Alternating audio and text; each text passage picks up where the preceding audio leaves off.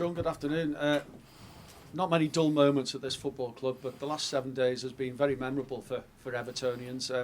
How were you feeling at the end of it all?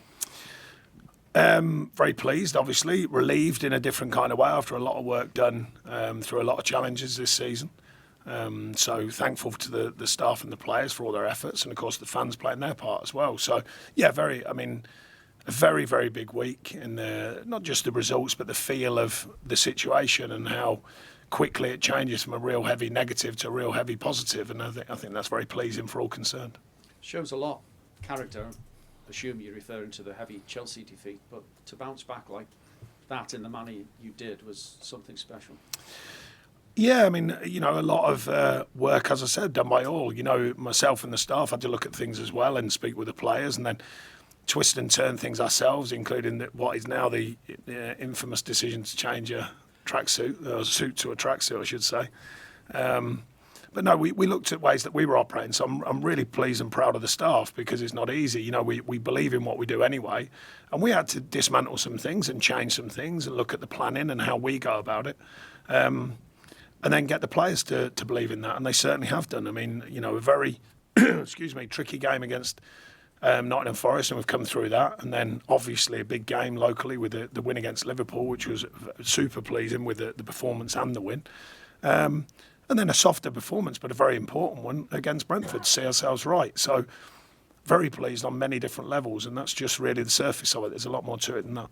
It won't change the approach then at Luton on Friday night. This would have been seen by many as a really tricky fixture a couple of weeks ago, but you can be more relaxed and no fear, no pressure. It still is a tricky fixture. I think they've done an amazing job. I think everyone had written them off from the start. The players, the manager have done a great job.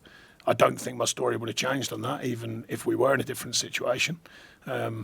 We have to go down there and perform. We want to, we put ourselves a platform now to finish the season strong. We want to do that. Certainly, I've already referenced it. I referenced it straight after the win against Brentford about taking the next one on because, over the tough run that we had without wins, I did say that over a season it balances out with as long as you keep doing the right things. Well, we did keep doing the right things. 3 wins or 4 wins out of 5, and then we take on the next one. So we want that mentality to stay and go and take on the next one and go and look to win. I know it's a team thing, isn't it? But defensively, you've been so strong this season with only the top 3 conceding less than you. Yeah, it's a good base to work from. Obviously I was a defender, which, everyone makes it a really simple equation, but it's not that simple. You've got to get a whole team to defend, and I think we've done that well. At times we've found the right balance to open up and score as well. And that's a tricky thing, everyone knows that. But it takes the whole team the whole team's efforts, to work hard to defend, but equally to open up enough to go and play and open up enough opportunities to score. And that's been a bit of a challenge, although lately the mix has been spot on. Calvert-Lewin didn't make it on Saturday. He's back training. Is he going to be okay for this Friday night? We'll see. He was out on the grass today, so we're hopeful for no reaction, and therefore he'd certainly be in consideration. We didn't see James Tarkowski out training today. Is he okay? Yeah, he's his family are waiting on the birth of the child. Right, so he'll be okay Friday night. Yeah. Great. Seamus Coleman was out there training. Is he going to be part of the squad? Well, yeah, again, it's his first day, but he's had a few days with the sports science team. So we'll see how he fares tomorrow and see that there's no reaction. And Beto is back after his he's clear, yeah, he's clear and trained today. Okay, it was all about the football until yesterday. Your plans for next season could be dependent on the takeover, maybe not. I thought you were going to say my music career then, but anyway, we'll park that. Talk about your music career. Is it impacting upon you, this takeover? No, we're still waiting on more news. I've spoke very openly about the simplicity of it. I met with them, the group once, and that hasn't changed, and we're just waiting on more news. Thanks, Al. We'll go to Thank you. I guess I'll be the person who talks about the music career. You spent most of the week outside of, obviously, the 3 important wins on the pitch, talking, like say, about tracksuits, Green Day, and now a music video. Has this been one of your more surreal weeks in football? It certainly has. Some of it by design, the performances and the wins, I would hope. The rest of it is certainly surreal. The Green Day thing came out of an answer to a question via Stuart Pearce's Truth, and then when that went on to me and I told the story, and Green Day picked up on that, which is amazing. They are fantastic, make no mistake, along with many others I've seen. And then the music video was basically the lads I met at a Rick Astley concert, who's great, and saw them, and they just said, look, would you fancy it? I said, yeah, it's been a music video. Oh, would you not fancy that when you're a music fan? They sort of gave me a rough feeling, not too much, just said, could you wear a suit? Could you turn up? I went, yeah, cool, thinking not quite sure how this is going to go, but great, really good group of lads and really good performance as well. I've seen them I think they referenced, actually, I saw them at the Isle of Wight Festival a number of years ago, pre-pandemic, and they were excellent, and they referenced the fact I did another interview about music and said how good they were. Sabian were there, who were brilliant anyway, but I thought they were excellent, and they referenced it, said, would you come and do this video? I said, yeah, sure. So, yeah, really pleased. The tracksuit caused a bit of a stir, you said, in the dressing room and with your daughter as well. How's this gone down? Yeah, well, I mean, it's more the players who work with me, you know, at previous club, they've seen me never wear a tracksuit, well, you know, as in for a game. No, there was a bigger picture to it and a much deeper scenario. We looked at how we were coaching, the coaching styles, the way we were coaching, the planning and all the rest of it. And that was just a small thing. We thought, well, you know, I want change from us, and therefore that'll be a change from me. My daughter's getting my head around it. She's still a bit. My mum wasn't too happy. She's like, I prefer you in a suit, son. I said, all right, mum. For now, it keeps winning, so unfortunately, tracksuit's going to stay for the moment. I think that, you know, shows the atmosphere at the club and between you and the players. And in your post-match after the win on Saturday, you listed quite a few of the players and also really nice things about them. Decore said last week that one of the things that has been really important to him and the other players is you, quote, showing them how much you love them. This seems like it's a squad you've really connected with.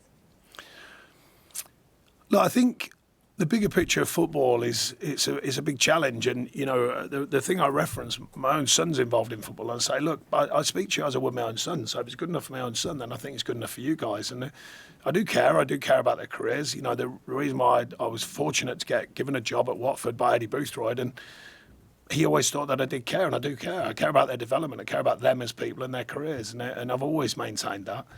Of course, that you have to still mould that into a group that can win. I think I hope it's fair that they reference it, because I think deep down I ask a lot of them, and I put a big demand on them, myself and the staff. And, you know, I think beneath that and some of the hard yards that come across, even with my voice and what I have to say to them sometimes, I think they know that I do care, and I do care about them. So look, football's an amazing career. And, of course, nowadays at this level, they do get rewarded. That's quite obvious.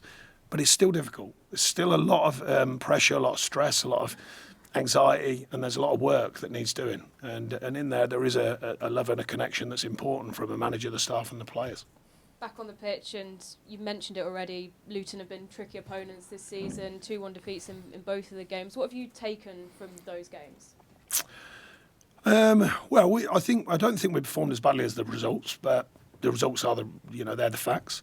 I think we're going against a team who are fighting. There's no two ways about it. They've had a really tough run of results. That can happen in the Premier League, in particular as the season wears on. You know, I remember the first time I went up with Burnley, and towards the end of the season, it becomes really taxing at times. But I saw them, they're still fighting, they're still working. So we have to go there with the right attitude, because the Premier League's the Premier League. You have to go there with the right attitude, and we intend to do so. We want to take it on. We want to win. We want to finish the season correctly. Thanks, Alan. We'll go to Julia. Hey. Yeah, on that note, you've got 3 games left. There is a nice vibe around Finch Farm at the minute. You can see people are smiling and have enjoyed the last week or so. But how are you going to make sure, because I know just how you are, you will want to win those last 3 games, and you've got to say as well as how it pans out at the top and the bottom of the table as well in that. How are you still going about business and keeping it focused? Yeah, I mean, we're finding that balance between, because at this stage of the season, the week, although it ends up being a fantastic week of 3 wins and 3 clean sheets and all the rest of it, it still takes a lot out of the players. So they've had a couple of down days, come in nice and bright. The feel-good factor has obviously affected everyone. And I think we want to use that to our advantage. It's not as simple as that, but, the freedom comes back into your play, we hope, because obviously we've secured what we're sort of the start point of the season, and then even more so with the points challenges, which was to stay up and move the team forward. And I think we have.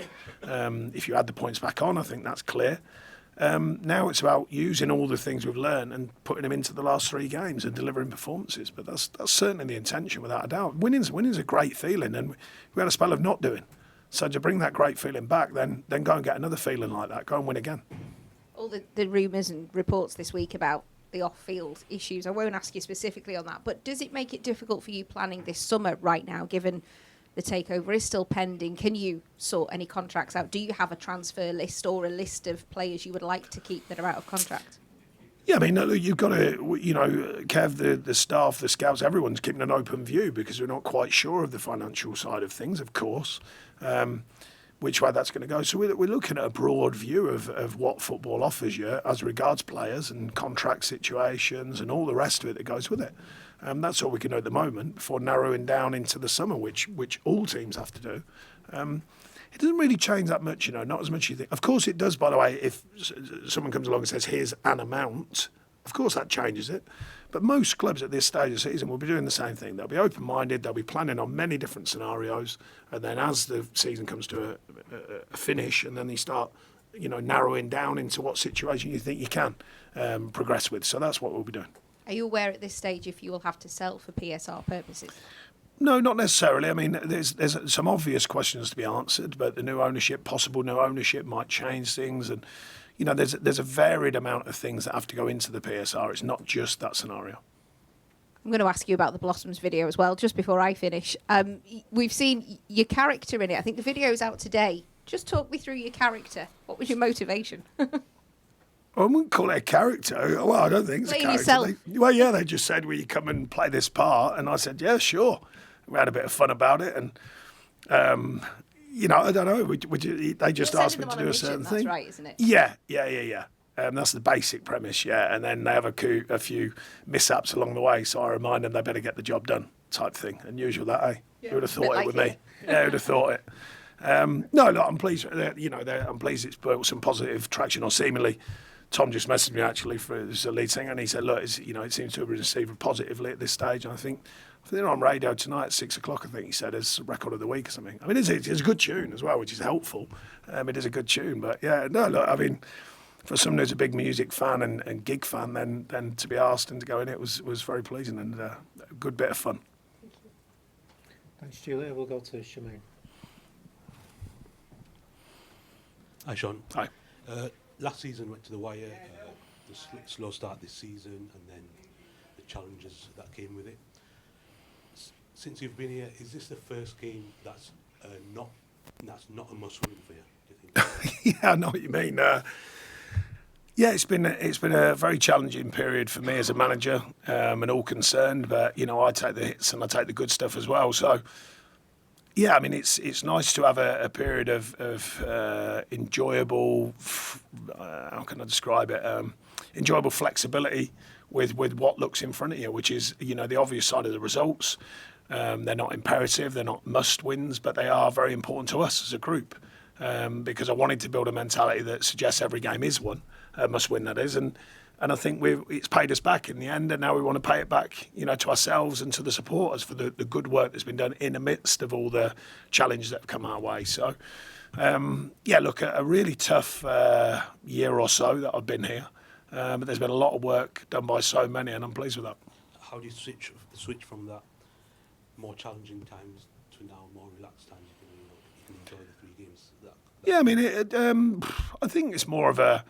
After the games, the recent run of games, it's more as which is a bit awkward about the job, really, because it ends up being more of a relief in this case, because all the noise, all the challenges, it's just like, we've done well to get that part sort of thing, rather than joyous, if I'm honest. But then it does bring the freedom to come into the training ground. As you referenced, everyone's feeling better about life. The fans are feeling better about life. I certainly am about my professional life, of course, and. But you got to still use that to your advantage. So we want that feel-good factor to go into the performances. We've changed. Well, we're changing the story. It's not changed forever. We're changing the story. It feels more positive. I wanted that, and it's a good place to be. So, but to keep that story, you've got to go and win again, and that's just the challenge of football.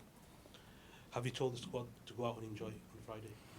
Well, we're trying it. I call it professional enjoyment. So I said to the players, win, lose or draw, you've got to find a way of professionally enjoying it. It can't be, we're not talking about when you're a kid and it's, kids in the playground running around enjoying it in that way. There has to be a professional enjoyment in what we do on the training pitch and what we do in performances. Even from some of the challenges, some of the real hard yards of what it is, tough runs and points taken away. You've got to find a fulfilment in what you do. And I think there's a lot of fulfilment in what we've achieved so far. Can we go and do it again? Can we go and replicate it? Can we go and win the last 3? No easy task, of course. But that's the challenge of football. How many can you win? And just on the uncertainty of the takeover, it keeps getting pushed back now. We're saying it's the end of this month. That could happen. Does it need to happen either way? Does it need finalising for some clarity? It's out of my hands, so I'm just waiting to see what the news brings. The powers that be here will be operating at that level. Thanks, Shemaine. Well, Sean, Lewis Dobbin plays on Monday night. Say that again, sorry. Lewis Dobbin plays Monday night. Is he all right to play, to be involved? It's still early. He's had, I think, just around 6 weeks out, and he played about 65. No, I went over to the game, and he played about 65 minutes. So, but we'd like to try and get him involved sooner rather than later. Just before he got injured, he had a real chance of playing. We thought he was doing very well. So, but equally, we've got to be fair to him and his true fitness to deliver. If and when he plays, or if and when he gets on the pitch. In these last 3 games, do you maybe have a look at players like him and some of the younger ones, or to the thing of taking? I always have a look at a team that can win. Simple as that. That's always in my thoughts, no matter what stage of the season, no matter what league, cup games, all the rest of it. Looking at a team that can win, and that won't change. We've got 3 important games for different reasons now. As a reward for the fans, as a reward for us and all the work done. So now we want to take them on. So I'll be putting a team out there that I believe can win. John Pickford still has an outside chance of winning the Golden Glove. What have you made of this season? How much credit does he deserve? Because he's been through the thick of it from 2 seasons ago to now. I'm sure. He's delivered performances, especially important performances. He's had a couple of things go against him, which can happen as a keeper. He handles that side of it well, stays focused on the job in hand, and he's shown that with some key moments rather than just performances. Because I must say, there's a team working very hard in front of him, and I think he believes in that team and how they work. But when called upon, he's made some important saves and delivered performances. Does he deserve credit? Because I'm sure he could have, if he wanted to. He would have had suitors to get out while it's... I think he gets a bit of credit, doesn't he? I think he gets a bit of credit. I think he certainly does have Evertonians, that's for sure. In his loyalty to sticking around, because he probably could have left, if he wanted to. Yeah, but there's more to a career. I think he's genuinely happy. I think he seems to me, when I speak to him, his family life is settled. He's settled in as part of Everton, the fabric of Everton. That's an important factor. He's still England's number 1. So, he's in a healthy place for himself and for, I think, his life meets his professional life. And there's always a balance to that. That's an important factor. Players are settled in what their life is and with the club. That's a really good situation. And he certainly seems so to me. And just when you touched on the summer approaching, do you think that using the free agent market, seeing what players are out of contract, will be important given the financial situation? We'll see. Like I say, nothing's defined at the moment, but any club would be looking at the right end of the market if it costs less. That's just common sense.